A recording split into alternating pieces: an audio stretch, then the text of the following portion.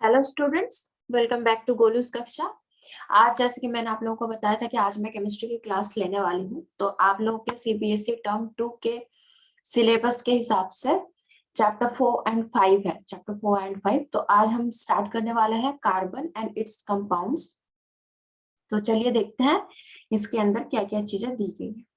जैसे कि मैंने बताया था कि मैं आप लोगों को NCERT line by line decode करने वाली हूँ, वैसे ही मैं केमिस्ट्री के साथ में वही स्ट्रेटेजी फॉलो करने वाली हूँ, क्योंकि आप लोगों के लिए एनसीईआरटी की लाइंस बहुत ही ज्यादा इंपॉर्टेंट है। तो चलिए शुरू करते हैं।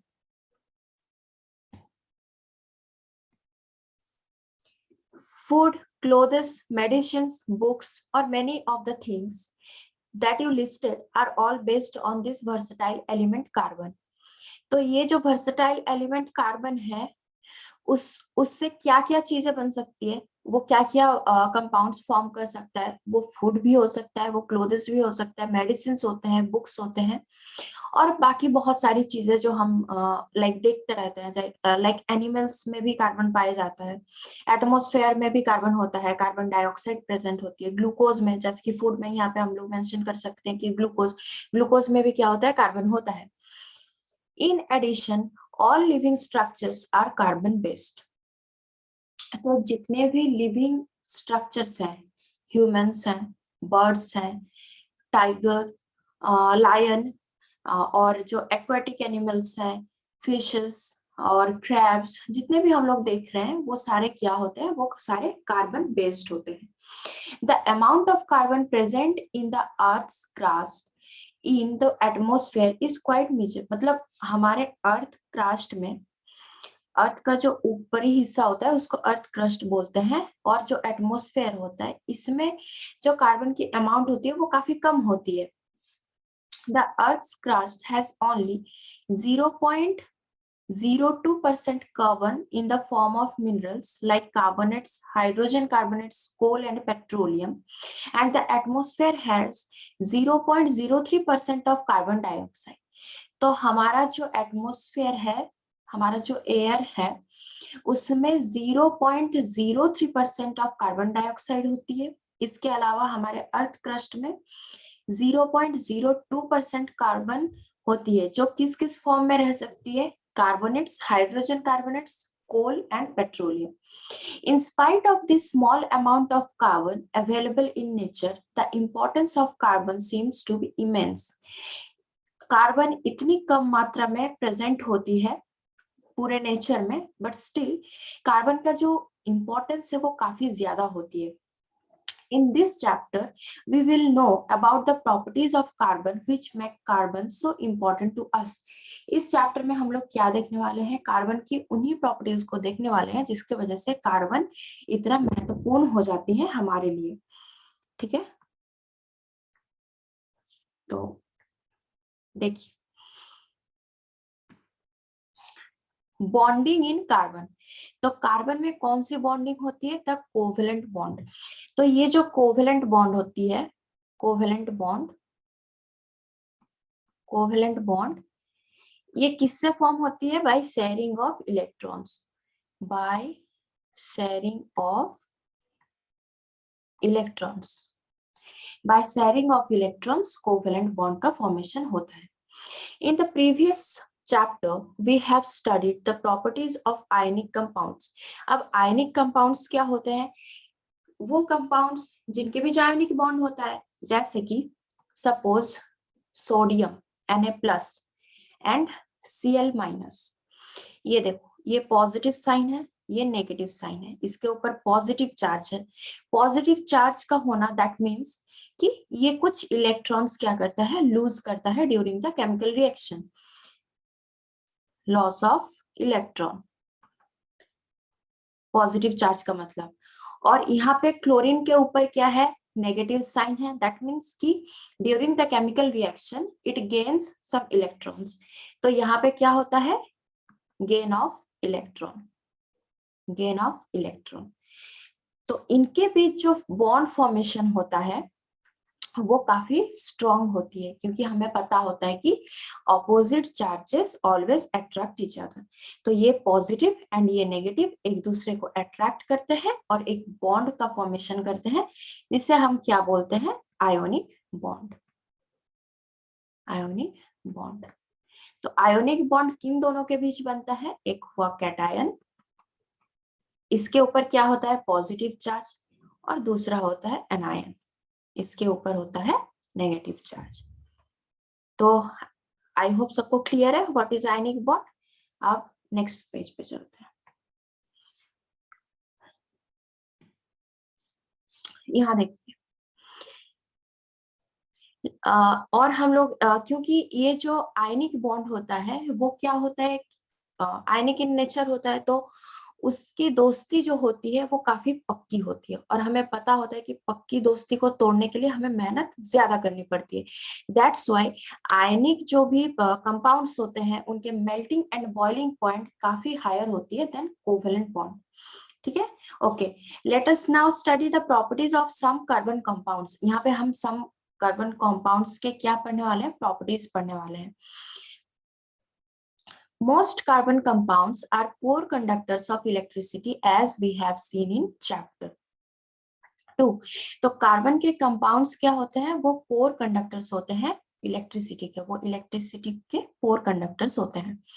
यहाँ पे एक टेबल दिया गया है 4.1 में, यहाँ पे क्या दिया गया है, melting points and boiling points of some compounds of carbon, जैसे कि acetic acid, chloroform, ethanol, methane, ये सारे क्या है, कार्बन कंपाउंड्स है, और उनका यहाँ पे melting point and boiling point दिया गया है।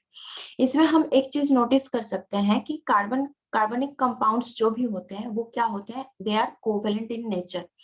तो उनकी दोस्ती होती है, ठीक ठाक ही होती है, लेकिन आयनिक बॉन्ड से उनकी दोस्ती थोड़ी कच्ची होती है।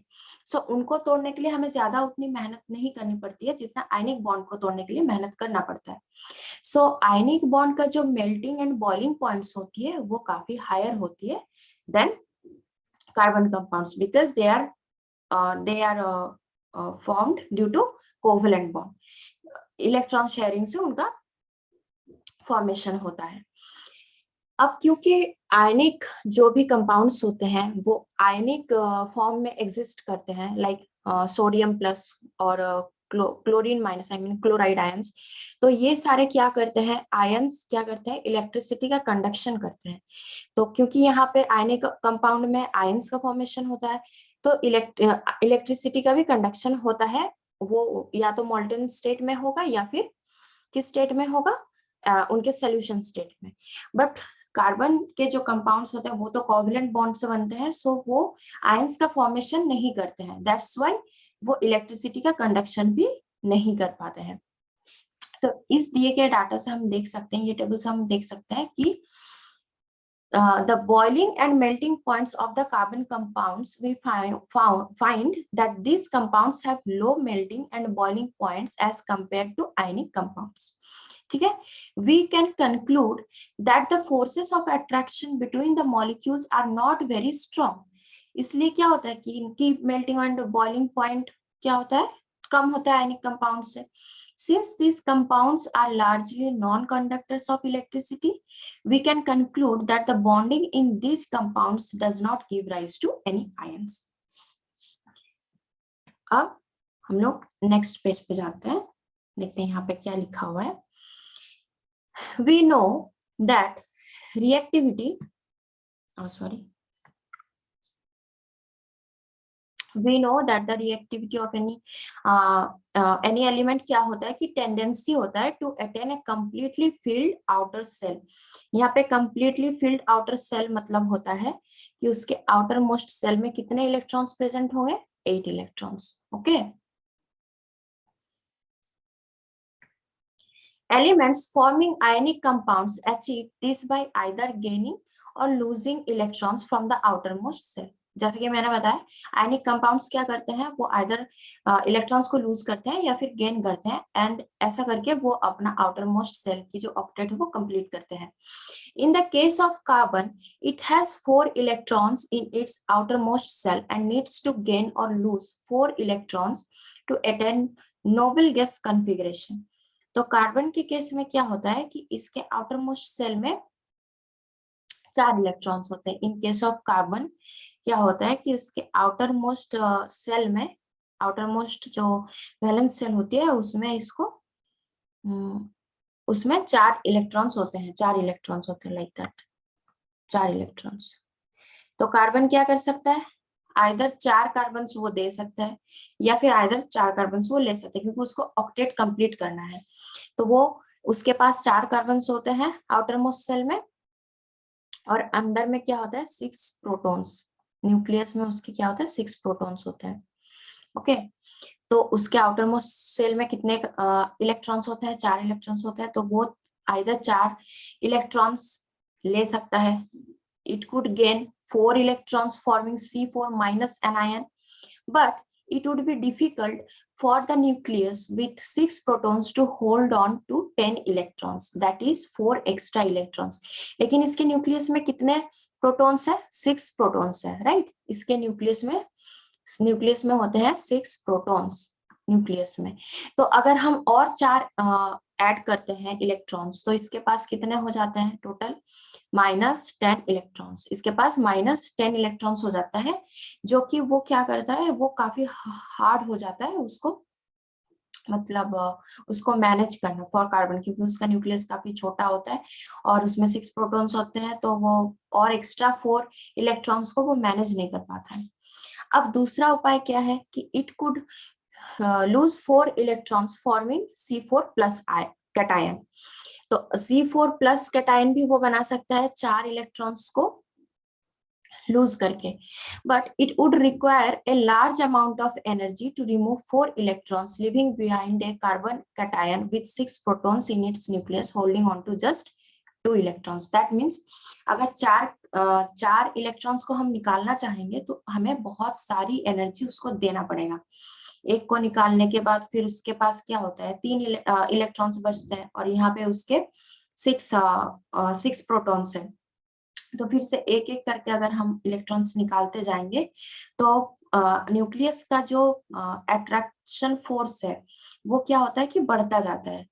तो वैसे उस फोर्स को ओवरकम करने के लिए हमें बहुत सारी एनर्जी देनी पड़ती है, और ये भी कार्बन के लिए पॉसिबल, मतलब बाहर से एनर्जी देके इलेक्ट्रॉन्स निकाल के फिर कंपाउंड का फॉर्मेशन करना, ये भी पॉसिबल नहीं हो पाता है। तो अब ऐसे सिचुएशन में क्या किया जा सकता है कि carbon overcomes this problem by sharing its valence electrons with other atoms of carbon और with atoms of other elements.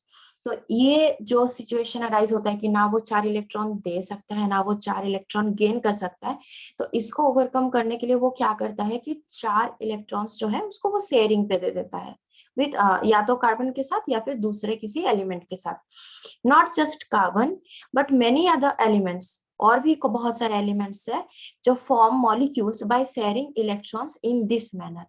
ऐसे भी और से बहुत सारे मॉलिक्यूल्स हैं जो इस तरह से शेयरिंग ऑफ इलेक्ट्रॉन्स से क्या करते हैं, कंपाउंड का फॉर्मेशन करते हैं। For example oxygen, hydrogen, nitrogen, ये सारे एलिमेंट्स जो है वो भी अपने इलेक्ट्रॉन्स के शेयर के माध्यम से क्या करते हैं, वो अपना कोवेलेंट बॉन्ड बनाते हैं।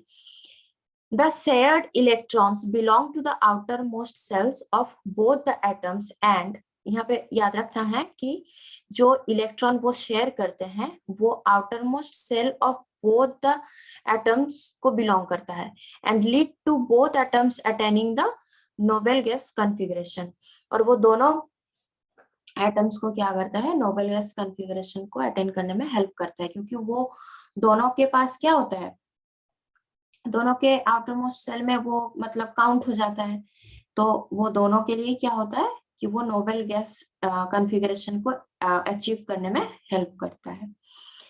ठीक है, आई गेस अभी अभी तक आप लोगों को लाइन बाय लाइन सब कुछ समझ आया होगा, जो जितना भी मैंने एक्सप्लेन किया है। और नेक्स्ट क्लास में मैं इसके आगे की जो भी टॉपिक्स है वो सारा मैं कंटिन्यू करूंगी, और मिलते हैं नेक्स्ट क्लास में। तब तक के लिए थैंक यू सो मच।